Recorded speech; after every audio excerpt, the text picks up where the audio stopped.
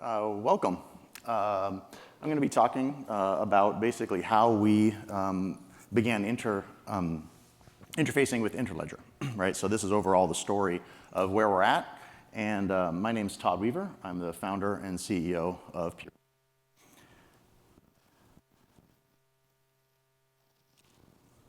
What we want is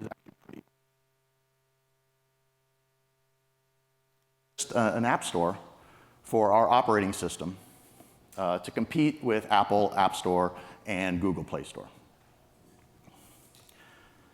A big part of that is where customers can pay developers. It's pretty simple, right? We'll just be able to connect these two up.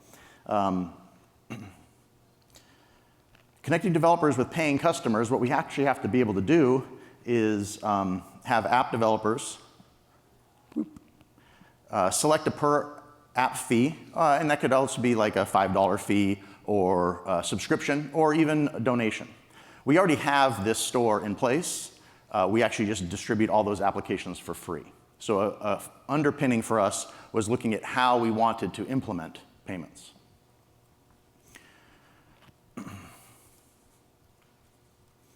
So overall, customers pay developers for the use of their app. The big piece of that, of course, is also minimizing transaction fees. Right? Sounds simple enough. One of the largest challenges, and I think that everybody who's ever involved with Interledger has come to find out, is that really the biggest challenge is actually connecting merchants with customers. Both having Interledger-enabled accounts or wallets is a really important piece, and obviously this barrier to entry for an awful lot of people that are getting into the space. We happen to actually connect both developers and customers because we control the app store. So what that means is that developers who are developing an application are able to upload their application, and we are able to then verify it, verify the metadata, connect up where we're forcing them to create an account because we're putting Interledger first. We actually are choosing to have Interledger be our primary and default. Overall, that actually gets past what I call the balking point. So pretty much anybody who's ever dealt with trying to interface with Interledger has come across the issue of, oh boy, it'd be great if everybody just used it. The issue here is getting people to use it. And so we're actually able to incentivize developers to do so. Developers are incentivized to create an application because they want to get paid for that application as opposed to having it be for free. We also by making Interledger the default, then we're actually saying, hey, you know what, don't just link a bank account or anything along those lines. Instead, we're actually saying go through the extra steps. This is the convenience hurdle around getting adoption around Interledger. Customers, specifically our customers, are excited and actually willing to create an Interledger account to support developers. I'm going to advance in a second. I'm good, yeah. And so what we have is by incentivizing customers to also get applications, then they're willing to cross that balking point. They're willing to be inconvenienced to create the account because it's going to be the default.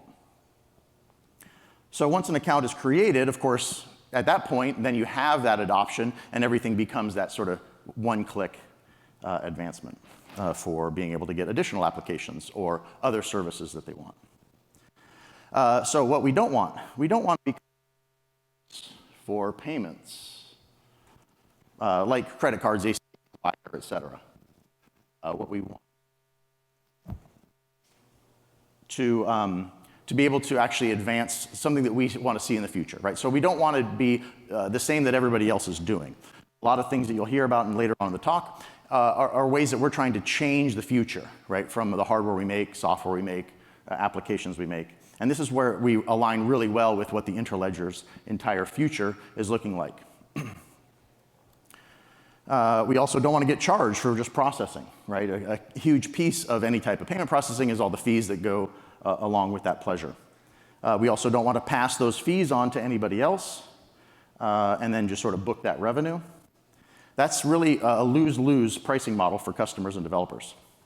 It also happens to be superbly profitable for the app stores that exist from Apple and Google and all the payment processors that are involved in the middle of it. What we want to do is create a future where this can sort of become, as Interledger likes to say, seamless, equitable, and direct. So a key piece for us is that's when we learned about Interledger as we were looking to create our payments system. We can connect developers with paying customers through our PureOS store, available by default in our operating system and on all of our devices. It's probably helpful at this point to just give you a little bit of a backstory as to why I'm so excited about what Interledger is able to bring, because it really goes part and parcel with everything that I've done from a very young age. Initially, I'm going to call this diaper gate. This was when I was about 1 or 2 years old, as my mother tells it. She put a diaper on me, and it was sort of a warm summer day after the large rains of the Pacific Northwest. I went and I sat in the mud puddle, and I was splish-splashing around, getting myself completely covered. My mom saw me from the house and turned to my dad and said, "Right now, he's your son." She yelled at me, kind of came to the house, hosed me off, and I imagine she ended up turning that hose on pretty hard. And she stripped that diaper off and slapped another diaper on. She said to me, "Listen, do not sit in the puddle." She went back inside. I went back to the puddle. My mom looks out after a little bit and sees me standing over the puddle with my diaper straight up in the air, bent over, sort of swishing my head back and forth in the puddle and splashing around. At that point, she turned to my dad and she said, "Well, he listens to me." I'm happy to say that I didn't get my diaper dirty at all, at least not on the outside. Much later in life, but probably not a whole lot in maturity, I started the first online cable company. And a funny story about that, I was sued for about $34 billion by nearly all the big media companies. Of course, at the time, it wasn't that funny. But now, looking back, after the fact that I'm still here, I can look back and laugh about it. The business model, in short, was basically streaming internet television to subscribers. Right? We knew that overall the business model was we were going to get sued, but hey, we were right on the law because we were paying copyright royalties to all the copyright holders through what's called Section 111 of copyright law. It's actually a compulsory license, which means everybody just gets it. So we can just stream content over the internet. But one thing I learned is being right on the law doesn't mean you win. So in 2007, actually is when I started. This is actually before phones, by the way, before smartphones. We streamed 70 channels over the internet for $4.99 a month, and you got streaming TV. We had over 100,000 subscribers. We paid royalties to the copyright holders. The entire distribution industry, right, including broadcast television, cable television, all saw that what I was doing was a threat, because obviously this sort of monopolistic distribution is how they make all of their immense profits. So to fund the business, I actually cashed out of all my assets and pulled all my equity out of these properties. And I told my family, I said, it's pretty simple. Listen, the worst case is we'll lose, and then we'll have to shutter the business, and then we'll just offload the properties at a break even, right? That's the worst case. So I built it. In 2007, we launched. Brought in 100,000 of subscribers. About 10 months or so into it, we lost a temporary restraining order where I had to shut down. Appeals court kept that restraining order in place, and the Supreme Court denied our case. So right about that time was 2008, which there was a housing crisis. And so now I have a temporary restraining order from the courts and 3 properties that are underwater. So I had to go back to my family and I said, so remember what I said about the worst case scenario? We ended up settling the case, primarily because they didn't want a bunch of houses that are underwater. And they got legal precedent, which is actually entirely what they were after the whole time. That's also why today you all have to pay for every single streaming service through these different brands that have different content. There isn't one ubiquitous library of content for all the different types of contents that are available. So you can sort of say, welcome to the fragmented, overpriced streaming app world. I tried, but it didn't work out. So after that, I chose to focus sort of on disrupting big tech. but without being sued is sort of part of the founding principles. So I started Purism, which is the company I'm at right now. And we make that laptop and also phone that runs Pure OS, doesn't run Android or iOS. I started the company in 2014. The business model is basically compete with Apple and others, but actually protect privacy, security, and avoid everything from big tech, which means there's no spying, basically, from the hardware, software, or services. Overall, you see Apple produces hardware, software, and services, right? Their iPhone, MacBook, iOS, OS X software, iCloud, iMessage. And so we at Purism do the same thing, right? We produce hardware, software, and services. The hardware is the laptop and the phone, and the software is the operating system, Pure OS. And then we have services, encrypted email, encrypted chat, Librem Awesome, which is actually sort of like VPN for cellular. I do take special pride in being able to walk around with a phone that we made in the United States of America that doesn't run Android or iOS. It doesn't leak a single bit of information that I don't initiate. Actually, a fun experiment, which has been done online, is taking an Android phone, an iPhone, and a Librem 5 phone that we make, and seeing that when you power it up, the Android phone will leak gigabytes of data just on Wi-Fi alone in a 24-hour period without any user interaction. The iPhone is about the same amount of information, about 3 gigs of data, and our phone will be exactly 0 bits of information. No connection whatsoever unless you initiate it to do so. So when it's sitting idle, it does not share anything. We do all of this without touching anything from Apple, Google, Microsoft, Meta, or Amazon. We've been growing year over year and are excited to sort of include Interledger as this really important piece of that payments processing for App Store. So you can see that already we have the hardware, we have users, we have developers developing applications. We've already invested millions of dollars to create the app ecosystem so that developers can just write applications. But right now, they're writing those applications for free. Not in the sense of free software, yes, of course we support that, but also free as in gratis in price. And what we need to do is incentivize developers to actually want to write more and more applications. There's already thousands of applications written for what we're doing, but we can incentivize even more applications to be written. So overall, basically I like to disrupt anti-competitive models. Interledger is really important in that overall plan. So what we did, we met with Coil, we met with Interledger Foundation, and also Finboss. We chatted with a bunch of the key players of those organizations, Stefan, Gary, Alex, Zabina, Adrian, and a number of others. We learned what is currently working, right? What is actually under development, and then even the future roadmap. And part of that was because we needed to actually figure out where everybody else is in this journey so that we don't try to implement something that isn't yet there, and we can actually work all together in parallel. Before I begin describing some of our actual interfacing with Interledger, I should explain stubbing. To stub or not to stub?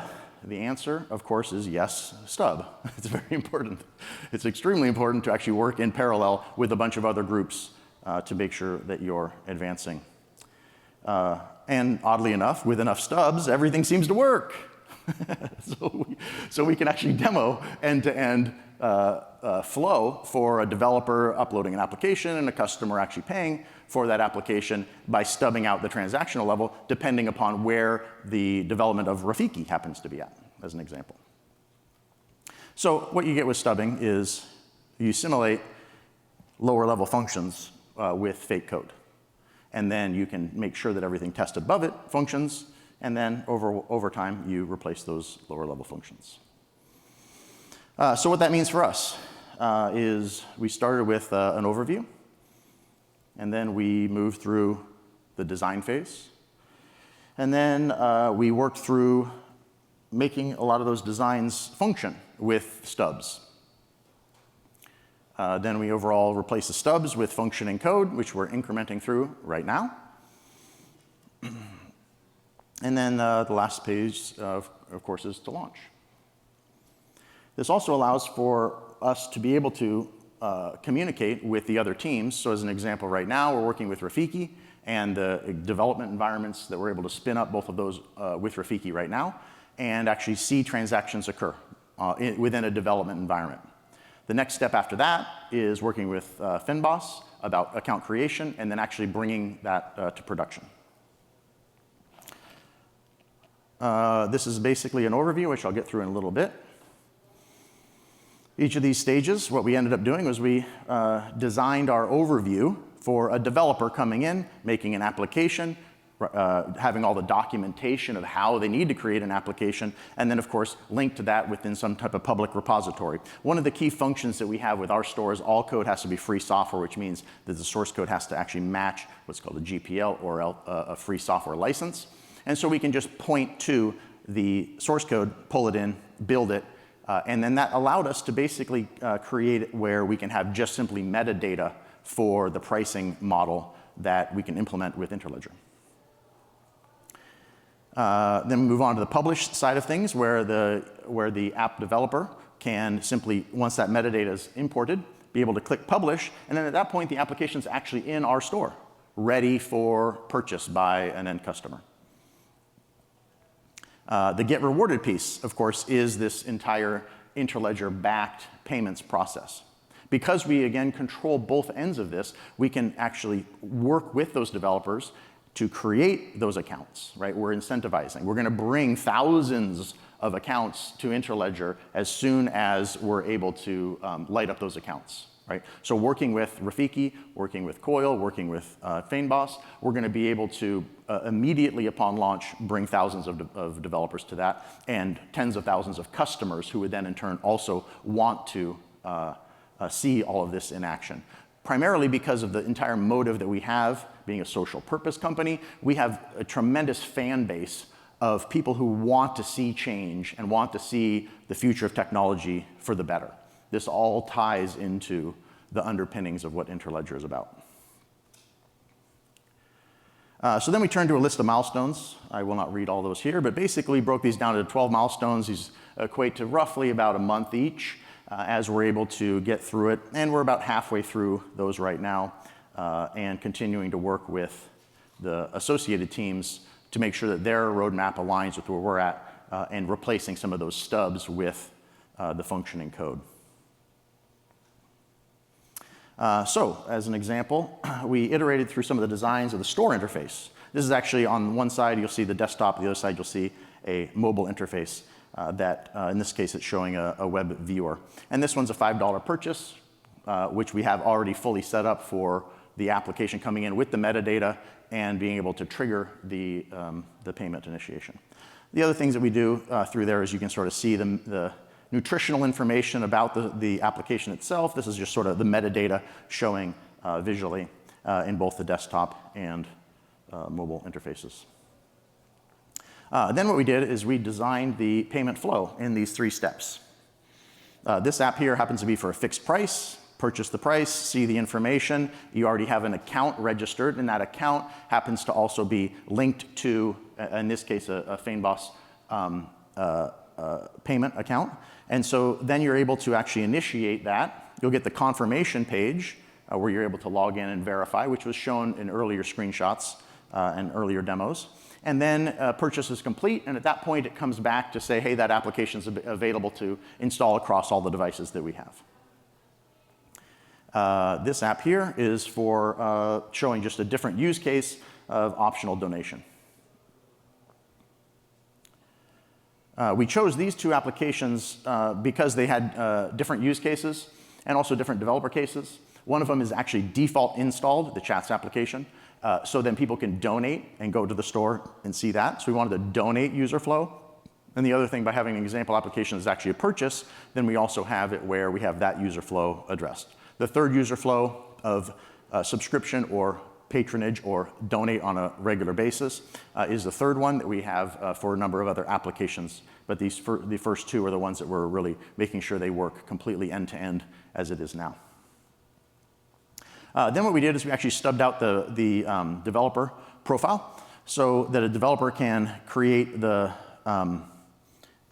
account, see the information, end up linking out to create in this case, a Finboss account, and then come back and enter that payment pointer. We also stubbed out the payment view, right, of, hey, who's buying what applications and how we actually pay out to those accounts, so you can actually withdraw those funds from the attached Interledger-based account. Then we ended up revisiting the overall flow, right? Design, develop, package, distribute, get rewarded. And then we got everything working. Our current state is everything is working end to end, but stubbed out at the transactional level while we are working in parallel with the Rafiki deployment, moving from a development environment into production environment. And this is the snapshot of where we happen to be currently. So next up, what we have is pretty simple. We're going to iterate and replace stubs with production calls. We're going to have an internal release. That's sort of just for us to test against.